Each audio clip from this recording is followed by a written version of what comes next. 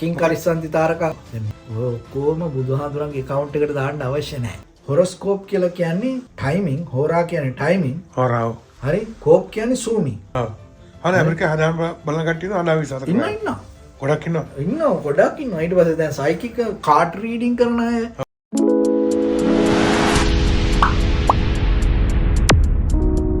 හරි ජ්‍යොතිෂය කියන්නේ බොරුවක්ද ඇත්තක්ද? විශ්වාස කරන්න පුළුවන්ද අපිට? නෑ මේමනේ දැන් සාමාන්‍ය මැටීරියල් වර්ල්ඩ් එක ගත්තාම හරිද? කාරණා තුනක් තියෙනවා. Time, space, matter. හරි? Time, space, matter. කාලය, අවකාශය, හරි මේ භෞතිකත්වය. භෞතිකත්වය. හරි. එතකොට කාලය කියන්නේ ලයිෆ් එක ගත්තාම කාලය කියන්නේ මේන් සබ්ජෙක්ට් එක. කාලෙන් අපිට ගැලවෙන්න බෑ. ඔව්. හැබැයි රිලටිව්. ඒක පරම සත්‍යයකුත් නෙවෙයි.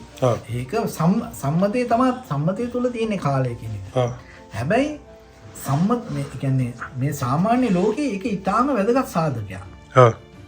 එතකොට දැන් අපි මැටර් කියන එක ගත්තාම ඊට පස්සේ මේ පැටර්න් හරිද? මේ පැටර්න්ස් ඔක්කොම කැල්කියුලේට් කරන්නේ ටයිමින් වලින්. ඒක පැටර්න් එක තේරුම් ගන්න හදාගත්ත ටූල් එකක් තමයි ටයිම් කියන්නේ. එතකොට දැන් උදාහරණයක් විදිහට ගත්තාම හරි දැන් බලන්න මේ භෞතික පරිසරය ගත්තාම ඒ කියන්නේ සීසන් 4ක් තියෙනවා. හරිද? ඒ සීසන්ස් 4 කාලෙන් කාලට එනවා. එතකොට මේ සීසන් 4ේදී ගස් කොළන් වෙනස්. හරිද? සත්තුන්ගේ ආහාර වෙනස්. මිනිසුන්ගේ ආහාර වෙනස්. මිනිස්සුන්ගේ චර්යා රටාවන් වෙනස්. මිනිස්සුන්ගේ හැඟීම් වෙනස්. හරි? දැන් සමයක වගේ ගත්තාම හීට් එකට මිනිස්සුන්ට තරහ යනවා. හරිද? වින්ටර් එක ගත්තාම සමහර මිනිස්සුන්ට බ්ලූමි වගේ නිකන් මෙන්ටල් සික් වෙනවා. හරි? ඒ වගේ එහෙම තියෙනවා. ඉතින් එහෙම ගත්තාම මිනිස්සයා කියන්නේ පරිසරයෙන් නිර්මාණය වෙන සත්වෙක්නේ. හරිද? එතකොට අපි කාලයට යටත්. එතකොට මව් කුසකට දරුවෙක් ආවහම ඒ කියන්නේ මාස 9මාරක් 10කට වඩා ඉන්න බෑනේ දරුවට. නේ මොකද දරුවා වර්ධනය වෙනවා. එහෙම ඊට වඩා වැඩි කාලයක් හිටියොත් දරුවටත් හොඳ නැහැ ඒක අම්මටත් හොඳ නැහැ. හරි? බොහොම කලාතුරකින් ඉන්නව ඇරෙන්න. එහෙම නැත්තම් මොකද මේ දරුවා වර්ධනය වෙනවනේ. ඉතින් අනිවාර්යෙන් මාස 10ක් ඇතුළත මේ දරුවට එන්න වෙනවා එළියට. ඊට පස්සේ එහෙම ආවට පස්සේ අවුරුදු 2ක් 3ක් යනකොට දනක ගා ඉඳලා ඇවිදින්න පුරුදු වෙනවනේ. නේ? ඊට පස්සේ කිරිබිබි ඉඳලා ඊට පස්සේ මේ ආහාර ගන්න පුරුදු වෙනවා. ඒක කාලෙත් එක්ක මේ වර්ධනයත් එක්ක වෙන දෙයක්. නේ? ඊට පස්සේ අවුරුදු 5ක් යනකොට ඉස්කෝලේ යන්න පටන් ගන්නවා. හරි? ඔහොම ගිහිල්ලා ඊට පස්සේ අවුරුදු 12 13 දී ඒ අවුරුදු 10 කාලෙදි වැඩි වියටපත් වෙනවා. නේ? ඊට පස්සේ අවුරුදු 18 20 වෙනකොට ඉස්කෝලේ ගිහිල්ලා ඒ දේවල් කරලා අවුරුදු 22 24 වෙනකොට උසස් අධ්‍යාපනයට ගිහිල්ලා කැම්පස් ගිහිල්ලා ඒ වැඩ ඉවර කරගන්නවා. ඊට පස්සේ 25 26 වගේ වෙනකොට අවුරුදු 20 ඉඳලා වගේ කසාද බඳින්න පුරුදු වෙනවා. මේ ඔක්කොම ගත්තාම මේ ටයිමින් එක තමයි යන්නේ. එතකොට අපි තේරුම් ගන්න ඕන එක දෙයක් තමයි කාලයට අපි බැඳලා තියෙන්නේ. ඒ වගේම තමයි ඈතම ඉතිහාසයේ මිනිස්සුන් හරි මෙච්චර මෙවලන් තිබුණේ නැහැ, මෙච්චර බඩු බාහිරාදී තිබුණේ නැහැ. ඒ මිනිස්සුන්ට මේ පරිසරෙත් එක්ක බොහොම ළඟ සම්බන්ධයක් තියෙනවා. ගහකොළ හොඳට පේනවා.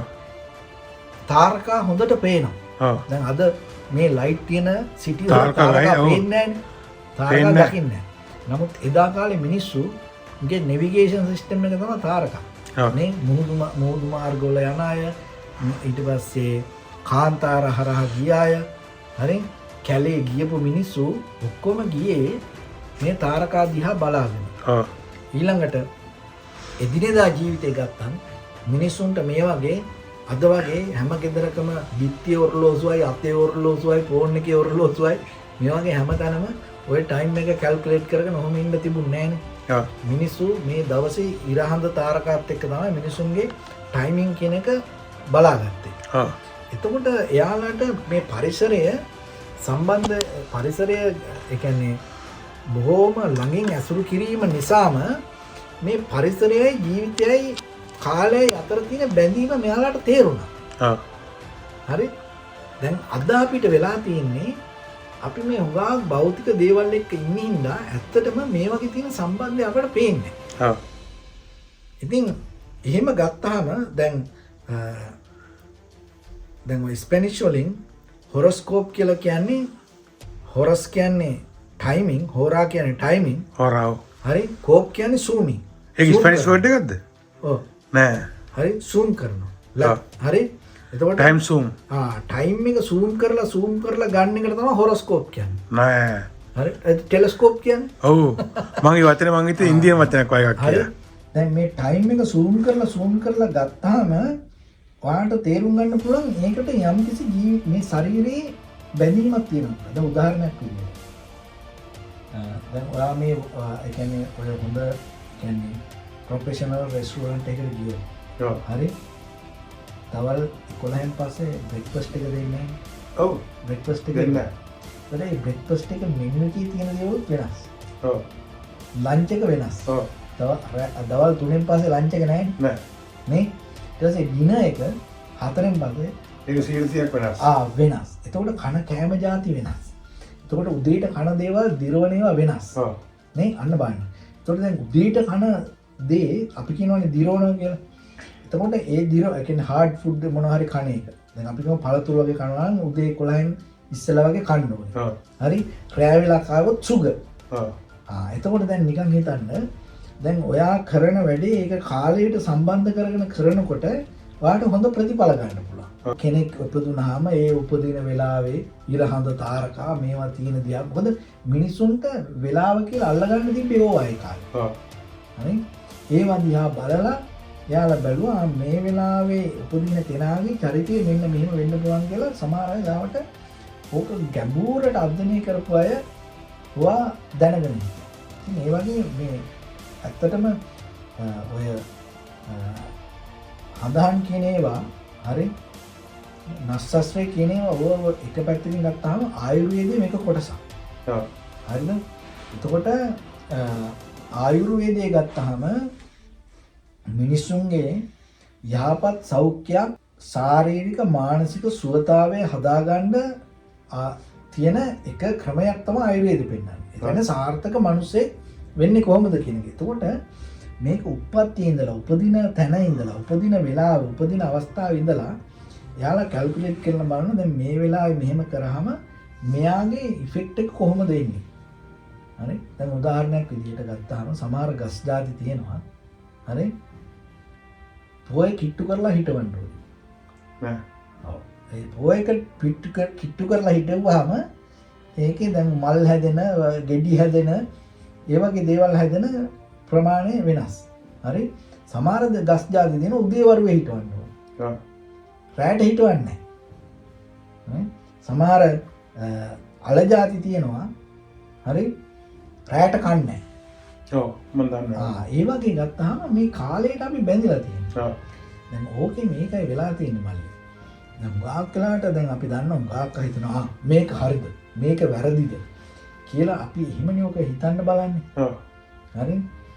නමුත් අපි තේරුම් ගන්න ඕනේ තමන්ගේ අරමුණට මේක කොහොමද අදාළ කරගන්නේ. ඔව්. අන්න එතනයි ඔක තේරුම් ගන්න. තමන්ට යම්කිසි අරමුණක් තියෙනවා. හරිද?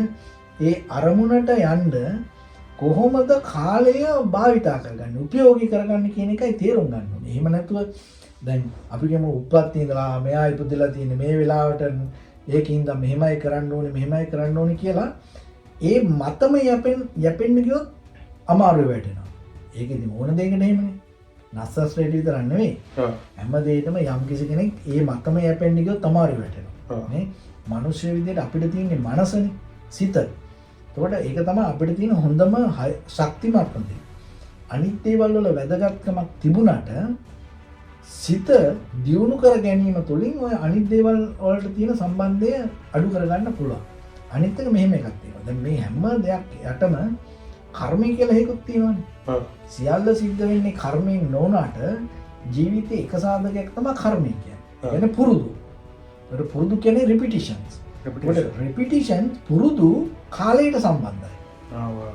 ඒ කියන්නේ දැන් අපි කියමුකෝ ඔයා උදේට නැගිටින්න පුරුදු වුණොත් එක වෙලාවකට ඒ වෙලාවටමනේ නැගිටින්නේ. ඔව්. වෙලාවෙ ඕනේ නැහැ. ඕනේ නැහැ. බඩගිනි වෙනවාම කන්න පුරුදු වුණොත් වෙලාවකට ඒ වෙලාවට තමයි කැවෙන්නේ. දැන් නිදාගත්තත් අපි කියමුකෝ ඔයා නිදා ගන්න ගියාම දැන් ඒක සිතුවිල්ල දැන් ඔයා නිදාගෙන ඉන්නකොට අපි කියමු රෑ 2ට ඔයා තනියෙන් ඇඳේ නිදාගෙන ඉන්න ගමන් පයින් ගහනවා කියලා. දෙකනවා. ඔයා රෑ 2ට ඒක අනිවාර්යෙන් ඒක වෙනවා බොහෝ වෙලාවට. හරි? එහෙම ගත්තාම මේ බයෝ ක්ලොක් එකකුත් තියෙනවා බොඩි එකේ. බයෝ ක්ලොක් එක. බොඩි එක කියන්නේම පුරුදු වැඩ. එතකොට කර්මය කියන එක ඔන්න ඔය පුරුදු වලට සම්බන්ධයි. කර්මයේ විපාක දෙීමේ එක හේතුවක් තමයි ඔයා පුරුදු ඒ විදිහටම කරගෙන යන්නේ. ඒකයි මොඩරේට් කරන්න පුරුදු වෙනකොට කර්මයේ ප්‍රතිඵලය අඩු වෙනවා. හරි? එතකොට දැන් නස්සස්ත්‍රය තුල තියෙන්නේ ඔන්න ඔය කාලයට සම්බන්ධලා මේක බලනවා කොහොමද ජීවිතේ මෙහෙම. ඒකෙන් කියන්නේ ඒ විදිහට අනිවාර්යයෙන්ම මෙසේම වෙනවා කියලා. එහෙම එකක් නැහැ. අනුමාන කරන්න පුළුවන්ද? අනුමාන කරන්න පුළුවන්. ඒ අනුමානිය අපි ලෝකෙ කොහෙද තියෙනවනේ. දැන් අපි දන්නවනේ දැන් මේ වින්ටර් එකෙන් පස්සේ සමය කෙනවා කියලා. නේ? දැන් ඔයා බලපුවා තව මාසෙකින් ගිහිල්ලා කඩවල බැලුවොත් ඩිපාර්ට්මන්ට් ස්ටෝර් ඇඳුම් ඒව මේ ඔක්කොම සමය කියවා. ඔක්කොම තියෙන්නේ සමය කියවා. නේ? හැබැයි එන්නේ ඉස්සෙල්ලා එයා දන්නවා මේක එන්නේ කියලා. එතකොට රස්නි වෙනවා කියලා දන්නවා. නේ? එතකොට ඔන්න දැන් වතුර ගෙනලා ස්ටොක් කරනවා. නේ? ඊට මොකද ඊට පස්සේ දැන් ටික ටික වතුර විකිරෙන ප්‍රමාණය වැඩි වෙනවා. නේ? ඔක්කොම සම්පූර්ණ කෑම බීම වල ඉඳලා පාව සර්කල් එක සම්පූර්ණ වෙනස් වෙනවා. පළතුරු වර්ග එන්න තියෙන ඒවා සම්පූර්ණ වෙනස් වෙනවා. නේ? එළවලු වර්ග එන්න තියෙන ඒවා වෙනස් වෙනවා. ඒ වගේ ගත්තාම හැමදේම එහෙමයි. නමුත් අපිට වෙලා තියෙන්නේ මිනිස්සු මේ මනසේ තියෙන ශක්තිය අමතක කරලා අරක මැත්තේම යැපෙන්න හදනවා. අන්න. ඔන්න ඔක සංස්කාර දෙක තමයි ලදී ලංකාවේ කට්ටිය වඩා. ඒ නිසා තේරුම් ගන්න ඕනේ ඔක්කොටම වඩා බලවත් මනසක්. හැබැයි ඒකින් කියන්නේ අරව බොරු කියලා. එහෙම බොරු කියලා කිසි දෙයක් නෙමෙයි. නමුත් එකම දේ තේරුම් ගන්න ඕනේ මේවා අපේ මේ මානසික දියුණුවත් සමග අපේ යහපත් අරමුණු සාක්ෂාත් කරගන්න මේ දේවල් උපයෝගී කරගන්නේ කොහොමද? දැන් උදාහරණයක් විදිහට භාවනා කරන එක. හරිද? දැන් බ්‍රහ්ම මූර්තියෙන් භාවනා කරන එක හුඟක් අයට හොඳයි කියලා කියනවා. ඒ කියන්නේ නැකතත් ඒක. බ්‍රහ්ම මූර්තිය කියන්නේ ඉර පායන්න විනාඩි 45ක් ඉස්සෙල්ලා. කලින්. ඕකේ. හරි ඒක තමයි බ්‍රහ්ම මූර්තිය. අපි කියමු ඉර පායන්නේ 6ට කියලා. ඉර පායන දවසින් දවස වෙනස්නේ. ඔව්. ඒකට ඉර පායන්නේ 6ට නම් 6ට ඉස්සෙල්ලා විනාඩි 45ක් තමයි බ්‍රහ්ම මූර්තිය. රයිට්. හරි. හරි කළ බලලා තියෙනවද? ඔව්. වෙනසක් තියෙනවද? මෙහෙමයි. ඒක තියෙනවා. ඒක මෙහෙමයි. ඒකයි මම මේ කියන්නේ. හැබැයි ඒක එක එක්කෙනාට එක එක වෙනස්. දැන් ඔයා භාවනා කරන අපි කියමු ඔයා උදේට භාවනා කරනවා. ඊට පස්සේ ආය දවල් 10ට උදේ 10ට විතර භාවනා කරනවා. රෑ භාවනා කරනවා. හවස භාවනා කරගෙන ගියොත් ඔයාට තේරෙනවා මේ දවසේ මෙන්න මේ වෙලාවේ භාවනා කරොත් ඔයාට ඒ කියන්නේ ගැඹුරට කරන්න පුළුවන් කියලා ඔයාට දැනෙනවා.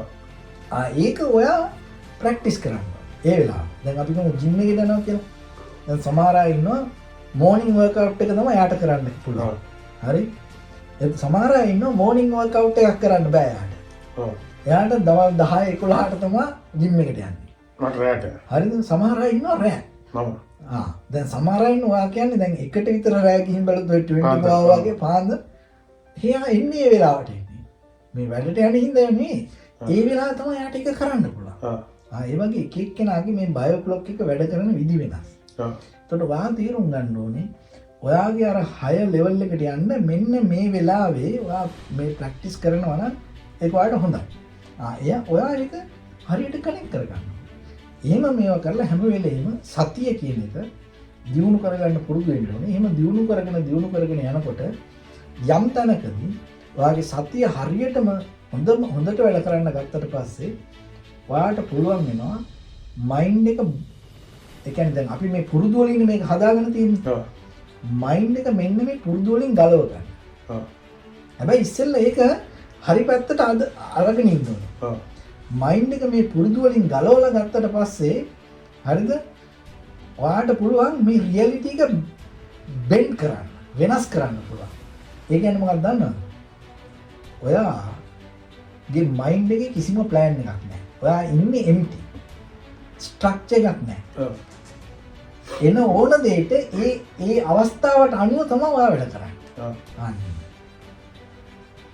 හැබැයි ඒකට එකපාර යන්න බෑ. එහෙම ගියාට පස්සේ ඔයාට ටයිම් එක අදාළ නැහැ. මොකද දැන් හැබැයි ඉතින් යන්න ඔයාට ටයිම් එක උපකාර වෙනවා. ඔව්.